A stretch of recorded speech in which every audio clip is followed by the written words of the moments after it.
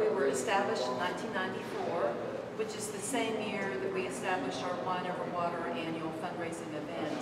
But Cornerstone's mission is to preserve the architectural heritage and urban fabric of Chattanooga. North Chattanooga Fire Hall on Forest Avenue. It's a property that's been owned by the city, but they just did an RFP. It's been recently purchased by a private developer and is in the process of renovating the structure. Cornerstone's put money towards the project, which we will do from time to time if the building's on the National Register. The Walnut Street Bridge that helped us form Cornerstones. It was very threatened, may not have stayed, but there was a group of people very interested in its historic quality and wanted to keep that and wanted to put that back into use. Industrial Y, located on Mitchell Avenue, right off of Main Street, which we now call the South Side. It's still fully intact. It has swimming pool, basketball court. It had a restaurant at one time.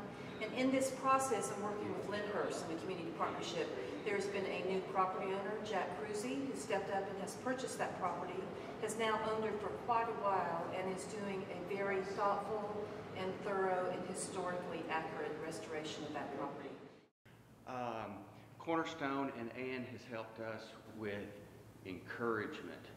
They spur us along, they help us along, they give us access to refurbishment grants, funds that may be available for a building of this nature. Plus they give us information. If we have questions on, well, maybe we should do this way versus that way, well, we can collaborate with Cornerstone, and Ann and her organization is a huge part of that. The St. George Hotel has been on our endangered properties list from the beginning, and it's moved up our list as endangered as our #1 property right now. And obviously in just the last few weeks we've lost the entire back half of that property. Interestingly, it was the first fireproof hotel. It's a concrete structure, has lots of rebarb and water lines exposed in the property, and that was seen as a real selling feature when it was first built. And that's really what's kept the building together, even though it's had some structural issues about that.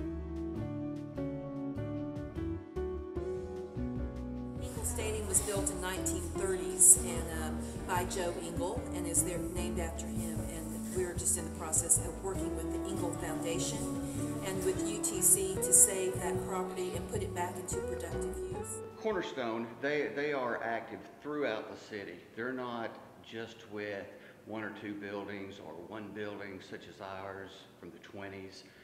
They are active throughout the city, and they help us immensely, and they help the city.